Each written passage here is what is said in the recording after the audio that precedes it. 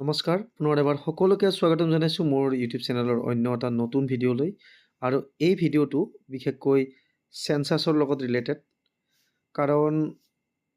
80% আমি জানো চেঞ্চাছৰ নিয়োজিত হৈ থকা 80% এমপ্লয়ী হৈছে আমাৰ শিক্ষক শিক্ষয়িত্ৰীসকল আৰু এই শিক্ষক শিক্ষয়িত্ৰীসকল এই এমাহজোৰা যি হাউচ লিষ্টিঙৰ প্ৰক্ৰিয়া তাতে যেতিয়া এংগেজ হৈছে সেই সময়খিনিত তেখেতসকলৰ নিজৰ স্কুলত পাঠদানৰ পৰা বিৰত থাকিব লাগিব কাৰণ এইটো এই কাৰণে কৈছোঁ যে কাৰণ অলৰেডি গৰমৰ দিন আৰু ঘৰে ঘৰে যাব লাগিব এনুমাৰেটৰসকল আৰু ছুপাৰভাইজাৰসকলৰ নিৰীক্ষণত থাকিব 6টাকৈ HLB থাকিব তেখেতসকলে চাই থাকিব লাগিব ফৰ্মবিলাক কেনেকুৱা ধৰণৰ ফিল আপ কৰিছে তেখেতসকলে ছুপাৰভাইজ কৰি থাকিব লাগিব আমি জানো গতিকে এইটো স্বাভাৱিক প্ৰক্ৰিয়া তেখেতসকলে নিশ্চয়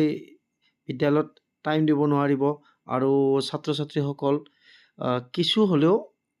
মানে অলপ দমোজাত পৰিব মানে ক্লাছৰ ক্ষেত্ৰত অলপ বিসংগতিয়ে দেখা দিব ৰেগুলাৰ ক্লাছ নহ'ব আৰু সেই মৰ্মে বিশেষকৈ দৰং ডিষ্ট্ৰিক্টৰ পৰা এটা ভাল খবৰ আহিছে ছাত্ৰ ছাত্ৰীসকল তথা অভিভাৱকসকলৰ বাবে আৰু শৈক্ষিক ক্ষেত্ৰত খুবেই এটা ভাল পদক্ষেপ district elementary education officer Jayanta ঠাকুৰীয়াদেৱে এখন মানে অৰ্ডাৰ দিছে আৰু তেখেতে দৰঙৰ যিকেইটা ব্লক আছে educational block elementary এডুকেশ্যনৰ Sipajhar Kalaigaon এনেকৈ তাতে দিছে মানে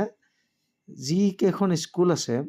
আৰু যিকেইখন স্কুলৰ শিক্ষক শিক্ষয়িত্ৰীসকল চেঞ্চাছ ডিউটিত নিয়োজিত হৈ আছে আৰু যদি তাতে PTR মানে যিটো পিউপিল টিচাৰ ৰেচিঅ'টো যদি নিমিলে ধৰক শিক্ষকজন যোৱাৰ পৰা তেখেতৰ বাকী শিক্ষকসকলে মানে মিলাব নোৱাৰে ক্লাছবিলাক ধৰক শিক্ষক অনুপাতে ছাত্ৰ ছাত্ৰীৰ সংখ্যা বেছি তেনে ক্ষেত্ৰত বেলেগ স্কুলৰ পৰা অল্টাৰনেটিভলি য'ত ধৰক বেছি শিক্ষক শিক্ষয়িত্ৰী আছে সেই স্কুলৰ পৰা আনি এই সময়ছোৱাৰ কাৰণে বিশেষকৈ এমাহ সময়ছোৱাৰ কাৰণে যাতে ক্লাছবিলাক চলাই নিব পাৰে আৰু যি বিভাগৰ মানে যি বিষয়ৰ শিক্ষক শিক্ষয়িত্ৰী আছিল সেই একেধৰণৰ বিভাগৰ লগত ৰিলেটেড শিক্ষক শিক্ষয়িত্ৰীসকলক সেই একে বিষয় পঢ়োৱাৰ কাৰণে নিয়োজিত কৰিছে আৰু LPৰ ক্ষেত্ৰততো তেনেকুৱা কোনো বিষয় বুলি কথা নাই LPৰ টিচাৰে গোটেইখিনিয়ে পঢ়াব লাগিব আৰু UPৰ ক্ষেত্ৰত ধৰক গণিতৰ কোনোবা এজন যদি শিক্ষক ডেপুটেড হৈছে ডিউটিত চেঞ্চাছ ডিউটিত তেতিয়াহ'লে নিয়াৰেষ্ট স্কুলৰ পৰা নিয়াৰেষ্ট বুলিয়ে কৈছোঁ কাৰণ বহুত দূৰৰ পৰাতো আনিব নোৱাৰে নিয়াৰেষ্ট স্কুলৰ পৰা তেখেতে ধৰক তাতেও এটা ক্লাছ কৰিব ইয়াতে ধৰক এটা ক্লাছ কৰি দিলে গণিতৰ বা বিজ্ঞানৰ ঠিক তেনেকুৱা ধৰণৰে হ'ব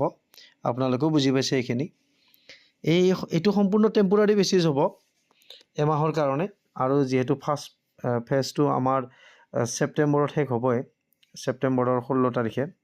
হাউচ লিষ্টিঙৰ কাম তেতিয়া শিক্ষকসকল আকৌ পুনৰ নিজৰ নিজৰ স্কুললৈ ঘূৰি যাব পাৰিব আৰু নেক্সট এইটো দেখা যাব বাৰু যিটো ফেব্ৰুৱাৰীত হ'ব চেঞ্চাছৰ যিটো কাম হ'ব লোকপিয়লৰ যিটো আহি আছে পপুলেশ্যনৰ গতিকে এইখিনিয়ে কথা ইয়াতে এতিয়া কিমান দূৰ মানে কাৰ্যকৰী হয় সেইটো লক্ষণীয় বিষয় হ'ব মুঠতে ছাত্ৰ ছাত্ৰীসকল যাতে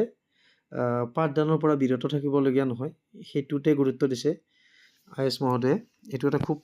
ভাল এটা পদক্ষেপ বুলি ভাবোঁ আৰু হয়তো অতি সোনকালেই বেলেগ ডিষ্ট্ৰিক্টতো তেনেকুৱা ধৰণৰ পদক্ষেপ ল'ব আৰু আমি প্ৰায় ছ'চিয়েল মিডিয়াত হওক বা নিউজ পেপাৰত হওক আপোনালোকে পাই আছে ছাত্ৰ সংগঠনবিলাকৰ ফালৰ পৰাও এটা বিভাগীয় শিক্ষা বিভাগক হেঁচা প্ৰয়োগ কৰা হৈছিল যাতে কাৰণ শিক্ষকসকলৰ নামেই ইয়াতে উঠিছে যিহেতু 80% শিক্ষক শিক্ষয়িত্ৰী নিয়োজিত হৈছে চেঞ্চাছ ডিউটিত যাতে বিদ্যালয়ৰ অৱস্থা একেবাৰে পুতৌ লগা নহয় এই এমাহত ছাত্ৰ ছাত্ৰীসকল যাতে বঞ্চিত নহয় শিক্ষাৰ পৰা আৰু সেই মৰ্মেই চাগে এনেকুৱা ধৰণৰ পদক্ষেপ লৈছে যা হওক আজিৰ ভিডিঅ'টোত এইখিনিয়ে আছিলে আৰু হয়তো এক্সপ্লেনেশ্যন কৰাত কিবা ভুল ভ্ৰান্তি হ'বও পাৰে আৰু মাজতে কিছুমান শব্দৰ প্ৰয়োগ ভুলকৈ কৰিব পাৰোঁ তাৰ বাবে ক্ষমা কৰি দিব আৰু বহুদিন ভিডিঅ' দিব পৰা নাছিলোঁ এইকেইদিন আকৌ নতুনকৈ ভিডিঅ' দিয়া হৈছোঁ আৰু আমাৰ কম্পিটিটিভ এক্সাম আহি আছে CTET হওক বা ADREৰ আহিব লগতে অসম টেট হ'ব পাৰে আমি জানো 2027 বৰ্ষত মেক্সিমাম টিচাৰ ৰিটায়াৰমেণ্ট আছে। গতিকে সেই যিবিলাক ভেকেঞ্চি হ'ব পোষ্ট, সেই পোষ্টবিলাক ফিল আপ কৰাৰ কাৰণে অতি সোনকালে পদক্ষেপ ল'ব, নহ'লে বিদ্যালয়বিলাকৰ অৱস্থা একেবাৰে বেয়া হৈ যাব। গতিকে আপোনালোকে বিশেষকৈ যিসকল ল'ৰা ছোৱালীয়ে শিক্ষক হোৱাৰ মানসিকতা এটা মনত ৰাখিছে, সেই তেখেতসকলে যাতে এতিয়া মানে পঢ়াৰ পৰা বিৰত নাথাকে। বিভিন্ন কম্পিটিটিভ এক্সামৰ লগত ৰিলেটেড অসম বুৰঞ্জী হওক, আমাৰ জিঅ'গ্ৰাফী হওক, বা অসম তথা অসমৰ জনসাধাৰণ, এইবিলাকৰ বিষয়ে কিতাপবিলাক যাতে পঢ়ি থাকে। আৰু ময়ো অতি সোনকালেই MCQ মই লৈ আহিম, পেডাগজিৰো লৈ আহিম, লগতে আৰু জেনেৰেল নলেজৰ লগত জড়িত এইবিলাক গোটেই লৈ আহিম। যাই হওক, আজিৰ ভিডিঅ'টোত এইখিনিয়ে। ভিডিঅ'টো শেষলৈকে চোৱাৰ বাবে পুনৰ এবাৰ আপোনালোক সকলোকে মই ধন্যবাদ জ্ঞাপন কৰিছোঁ।